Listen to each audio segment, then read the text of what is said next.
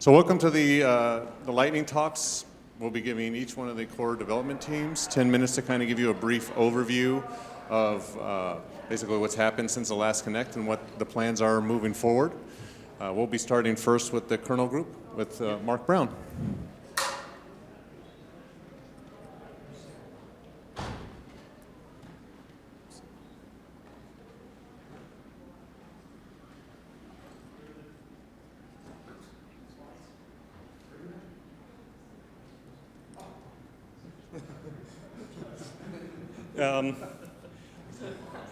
Okay, so I'm basically just going to give a summary of what the Kernel working group has been working on here, because we have a session later in the week for the future work. So this is all going to be the work that's been happening between the last Connect in Hong Kong and now. So obviously one of the big things for the Kernel working group is working upstream on the kernel. We have a bunch of maintainers actually within Kernel Working Group, and of course a large number of other maintainers outside KWG and Linaro. So we've been working on maintaining the ARM sock tree and a bunch of other subsystems, and that consumes, I guess, maybe 50% of the time for the engineers concerned. We've also been doing a lot of work on ARM64. This is in a really good place now. We do have a few things that we're still working on, but for the most part, ARM64 is fairly feature complete upstream. So this work has been done by Dave Long and Takehiro Akashi. So I see Dave here, if you want to identify yourself to the room. And I don't see Akashi-san, so he's, there you are. So yeah, if you have questions about ARM64 upstream, please speak to one of these people. They actually know what they're talking about on this. And the work here is mostly ongoing work. We're still working with the upstream maintainers to try and get this into mainline. We're hoping that on some of these things, having the ARM developers and Dave and Akashi-san in one room will help us make some progress. So, we've also got a team working on CoreSite. That's Chunyang Zhan and Matthew Poirier, who is not here. Again, if you want to know more about CoreSite, speak to one of them. Chunyang, if you would. So, there. Yeah, so they've been working on some additional drivers for CoreSite hardware, and also integration of CoreSite with the standard perf and ftrace APIs that Linux has.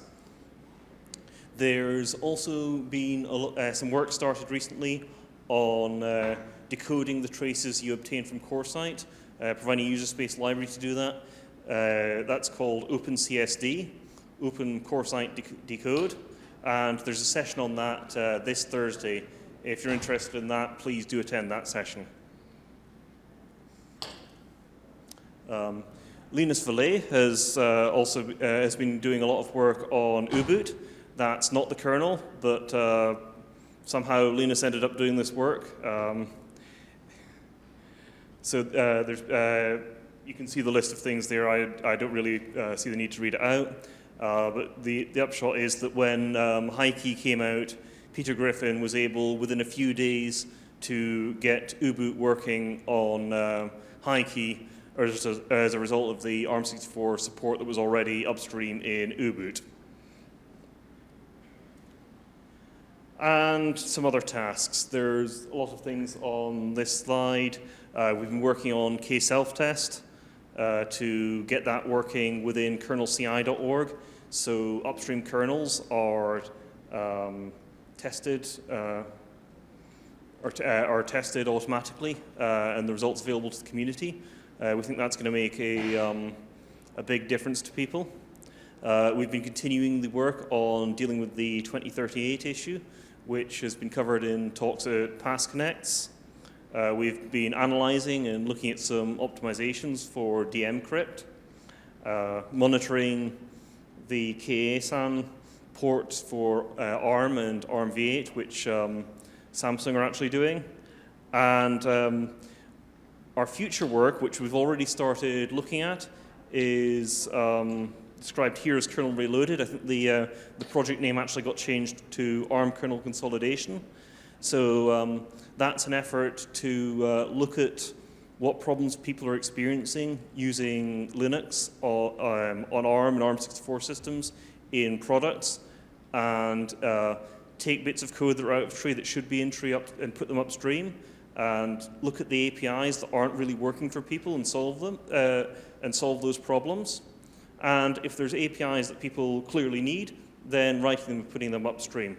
So like I said, there's a session on that this Wednesday. If you're interested in that, please do attend that session. And now I will hand over to Joakim for the security working group.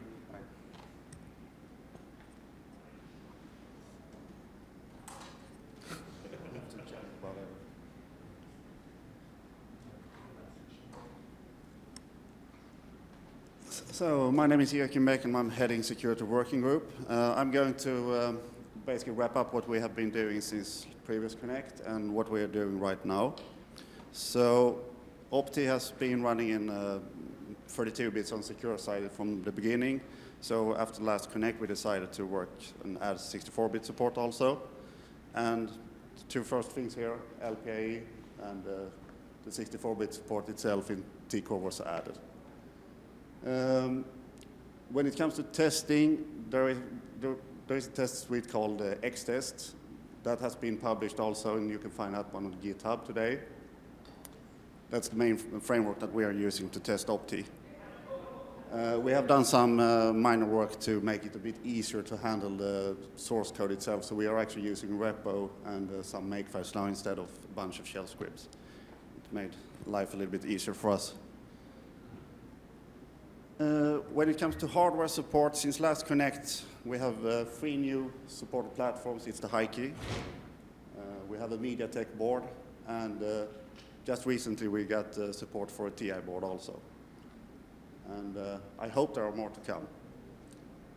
When it comes to secure storage, we have done that in 3 steps. I have in the next slide also. But the first step was just to enable plain encryption. So basically, files are encrypted and protected by ASGCN. We've added ECC support, and related to that is also the ARMv8 crypto extensions. When it comes to secure storage, we have a session about that on Friday. And do we have SY James here? Not? Okay. ECC support was added by Pascal and Cedric. And Pascal here. Just want to, so you can see some face on the different people. And for the ARMv8 crypto extension, it was Jerome, also sitting there, which added it. So, what are we doing right now? Jens, he has been working with adding generic kernel driver for trust execution environments, so not only for Opti, it should be something that should work for other trust execution environments also. We have had a little bit, not that much feedback, so if there are kernel guys here, please have a look at this patch. We would really like to have some feedback. And again, secure storage. The next step that we have been doing lately is to divide it up so it's block-based storage instead of just file-based storage. We have some things still left to do. We haven't really handled the rollback stuff yet. Trust applications can store files, but another trust application can read the files from each other and so on. That's not really how it should be. So that's a gap we have that we're going to fix. RPMB, we have had some contact with guys from Microsoft. They have been active on GitHub, if you look in issues list and so on, and they did a proposal for RPMB. And apparently they have they have basically full support now, so that is something that we probably will incorporate into Opti very soon. Secure video path is, as probably you know, is mostly handled in the Linaro home group, but when it comes to Widewine, we decided that we should try to do something about it. Widewine, by the way, is protected under NDA, so we're basically not able to share it with people without first double-checking with Google. But we have done quite some work there now. Cedric, he wasn't here, but he has been working with updating the so-called global platform internal API. So we have been, support for V1.0 has been there for quite a while, and now we're stepping up to 1.1. David Brown, not here. David has been working with backporting PAN patches to LSK. I think those patches was coming from ARM. Someone is, yeah. At the same, David had also been looking into SMMU secure services. It's also, we have the ARM SMMU driver in the kernel, and Qualcomm have some proposal how we could add the secure services also, and that is something we have been looking into also.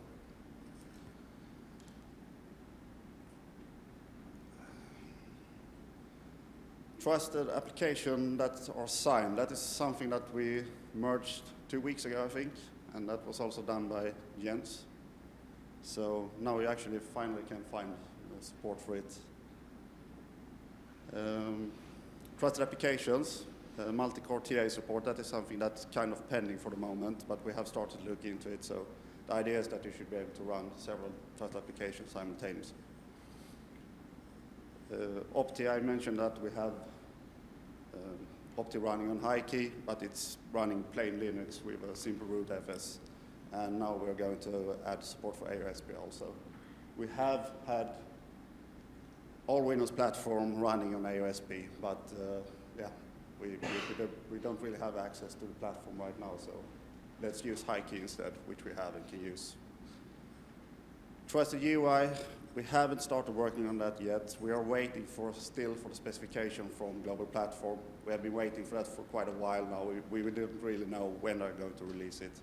Maybe we start doing something besides, instead of just wait. And the final thing we have is the new lead project as it's being formed, the open source security project. This is quite early on now, so we're trying to define exactly what we're going to do, but the idea is to take a more overall view of different security problems and combine them into this new lead project. So that's it from my side.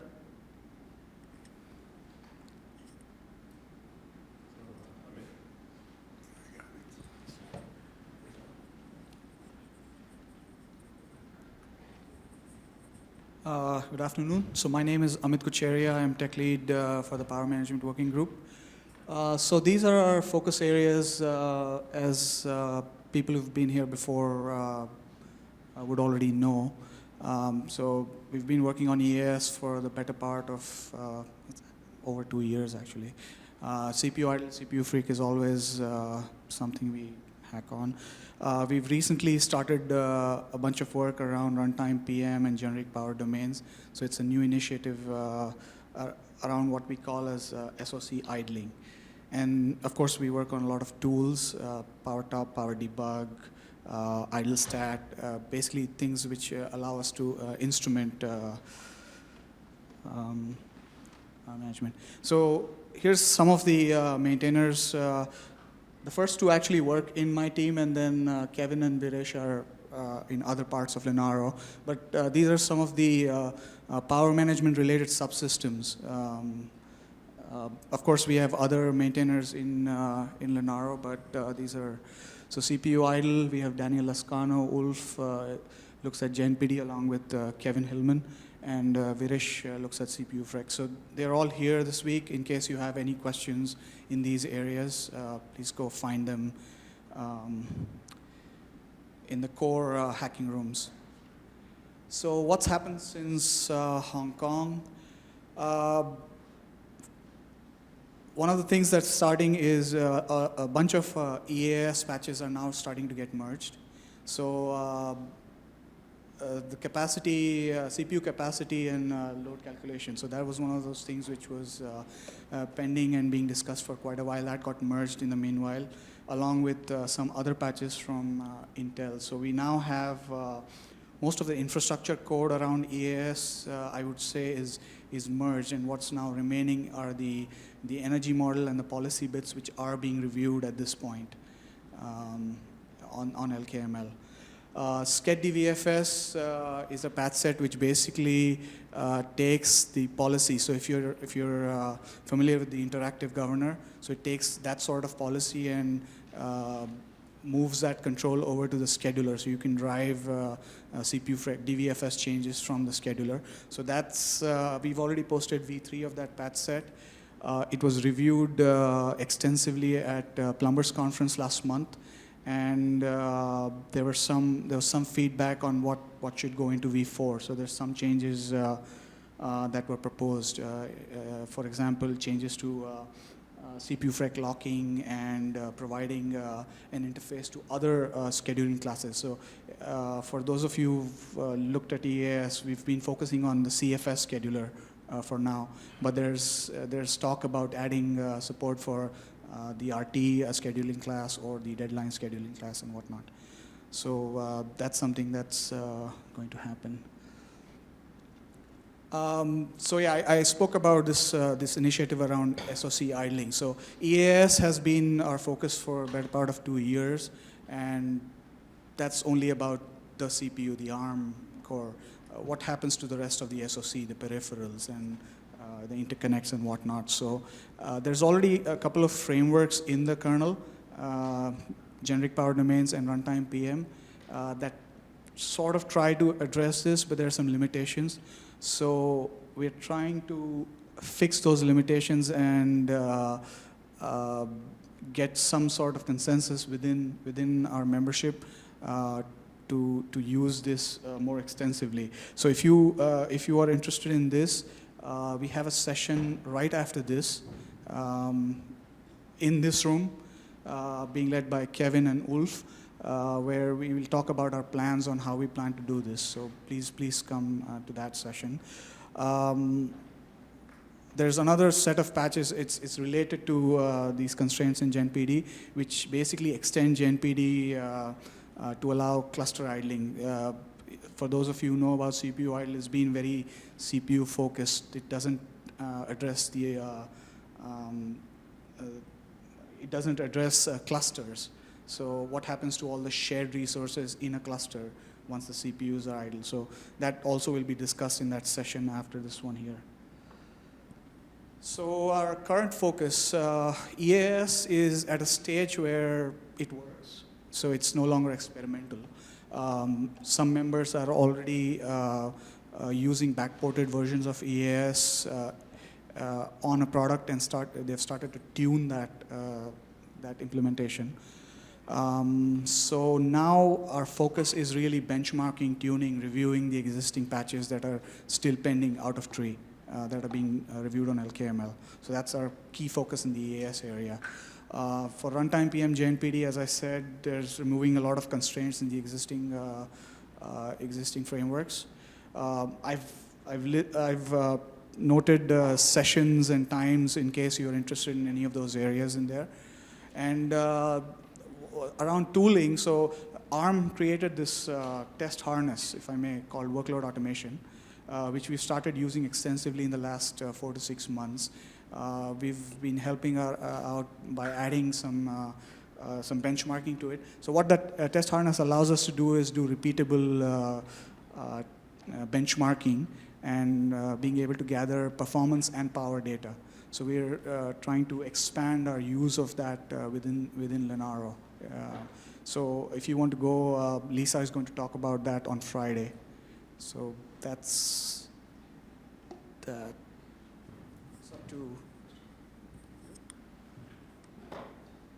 So for those of you who don't know me, I'm Christoffer Dall. I'm the Virtualization Tech Lead. Short update about what we're doing these days. So the virtualization team works on 3 key technologies: KVM on ARM, QEMU, and Zen, although not so much Zen these days. So since Hong Kong, lots of stuff happened. ARMv8 guest migration, Alex Benny here did that. So you can boot a VM on a ARM64 system, for example, and run multiple vCPUs and debug the kernel with GDB. So that should be useful for some people in this audience. We have live migration now through dirty page tracking. That's working. Also, Alex's work, at least some of it. We have Gig v3 in kernel emulation support. We're missing the QEMU side. More about that later. That was provided by ARM. Sorry, I switched debugging and guest migration. Bad time of day with the jet lag and stuff. So platform device assignment, which is assigning devices that are not PCI devices, but basically non-defined devices that are just attached to your SoC into a VM and let the VM manage it directly. We've got all that stuff merged upstream, and some experience with new devices show us that it's actually quite easy to add support for new specific platform devices. So that's looking pretty great. vHost support, so better performance with per-virtualized I/O, and that works upstream now. Important x86 feature parity. And we just recently merged patches from ARM, which are about the architected timers using the RQ active state, which is really using the architecture in the right way, which took us a long time to figure out. But that allows us to run guests such as QNX and other things that are not Linux, which rely on this feature. Lazy VFP switching, just merged, improves performance. And finally, we went through all the fixes we'd done since KVM was originally merged in around 3.9, 3.10 for V8, and found all the fixes we'd done up until now, because we dropped the ball a little bit on CCing stable on the right things, and there was some churn in the code. And found all those things and successfully backported them to all the stable kernels. So hopefully some of the distro kernels will be more, will pick these up and improve their stability. So in terms of current focus for KVM, we're still targeting feature parity with x86, and we're really, really close. And you know, as we go along, x86 moves along, and we need to follow up as well. So that remains a goal. We're in the process of adding performance monitor support. So we're generally moving into performance and latency investigations, trying to figure out how well do these VMs actually perform, and adding PMU support is an important step in that. ARMv8.1 has specific support for KVM, more or less, hosted hypervisors, and ARM has written patches for that, and I'm co-maintaining the code base with Mark from ARM, so our role in that is to basically review and discuss the design. And then we're ironing out the last piece of PCIe support, so making sure the PCIe pass-through works on ARM systems, on ARM servers, and PCIe hot plug for even virtual devices are important so that OpenStack use cases such as hot plugging storage volumes work. On the QEMU side, since Hong Kong 15, some cool stats to share. Linaro is actually the second most authoring, committing, and reviewing company for all of the QEMU code base. Our assignee from ARM, Peter Maydell, is the top author and committer, which I think is pretty cool. We're pretty proud to work with him. ACP and PCI support on ARM has been added. Also pretty cool, bringing ARM technologies into the server space. And some effort went into improving the command line handling for ARM systems. So many people can run QEMU. They patch -HD to plug in the disk. Did not work on ARM systems. Now it works on the Vert board. So people familiar with x86 can use their familiar command line syntax on ARM as well. We've done a fair number of things to improve our CI setup. I think we've managed to catch a few bugs as well. It's mostly Alex here working on that. And we've added Gig and Vert board support for Trust Zone for the secure side stuff. Our ARMv7 Trust Zone CPU support is upstream in QEMU, and we're continuing work on that. So current focus, a lot of effort is going into multi-threaded system emulation. So that's, you boot a emulated system on your x86 machine with an ARM kernel inside, and you run multiple vCPUs. Currently, you only use one of your physical CPUs in your system. So the deal is here, use all the cores, get better performance, easily do, bring up of an emulated system, compile the kernel in there. So this is really huge stuff because people have been talking about this for 10 years, and they've been saying QEMU is too huge, too full of logs that we can't fix it, we don't know how to do it. But now finally enough people are gathering around and actually making this stuff happen. So Alex will give a great talk on this tomorrow. It's a little bit of a repeated talk from KVM forum. I've seen the talk, it's good. So go to it. We're also working on Trust Zone. aligns nicely with Joakim's work, making sure that you can run stuff like opti on QEMU upstream. And we still have the V8 64-bit CPU parts left. Some work has been done there. We're missing split address space support. So right now stuff works, but non-secure things can talk to secure things, which are obviously not the point. So we're adding that. We have to spend some time on Connect here, figuring out the last 2 bullet points, figuring out exactly which devices do we need in upstream QEMU for secure development, and how do we report from QEMU to firmware, virtual firmware, the security states of devices. And I think this week probably we're going to commit the in-kernel KVM, the QEMU support for the in-kernel KVM GigB3 support. So if you want to run a VM with KVM, you want to run it with QEMU, and you want it to use GigB3, you need these patch series. A lot of people are waiting on that because it allows you to run VMs with more than 8 vCPUs. GigB3 emulation is running emulated guests with a lot of vCPUs and a fully emulated GigB3. This is a larger project, and it's a little bit unclear how that's going to go about because there's multiple efforts and they're all not doing it the right way. So we have to figure out exactly what we're going to do there, but we're focused on it.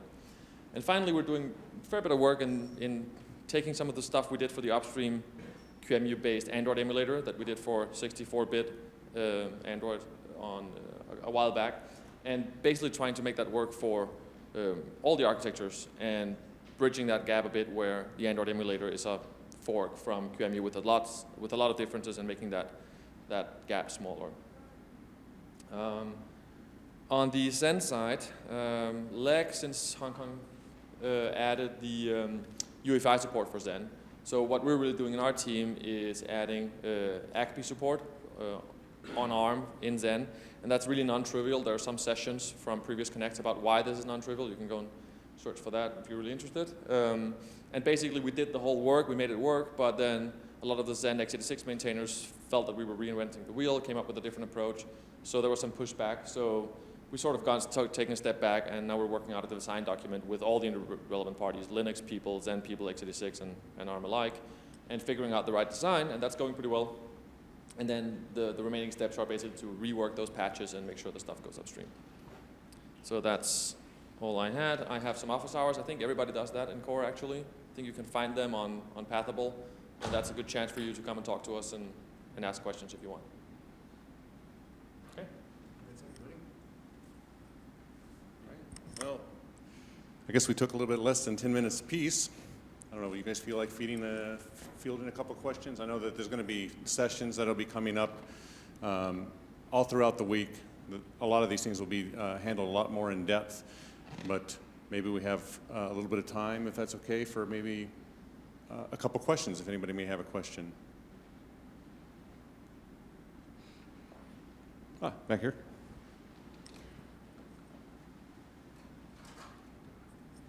Hi. Is there any work happening for Zen on Android with Linaro at this point? If there's any work happening for Zen and Android? Yeah. No. Any specific use case you have in mind? Basically run 2 instances of Android, type 1 and hypervisor solution. So you want to run Zen on a mobile device that runs multiple instances of virtual Android running under Zen? Yeah, I mean, it's not really mobile, like kind of automotive use case, like multiple clusters. Yeah, no, we're not looking at that.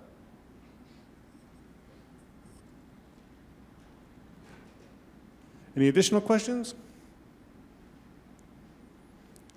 Okay, so I guess some people will have some free time. I think you're in this room, Nick, so thank you very much.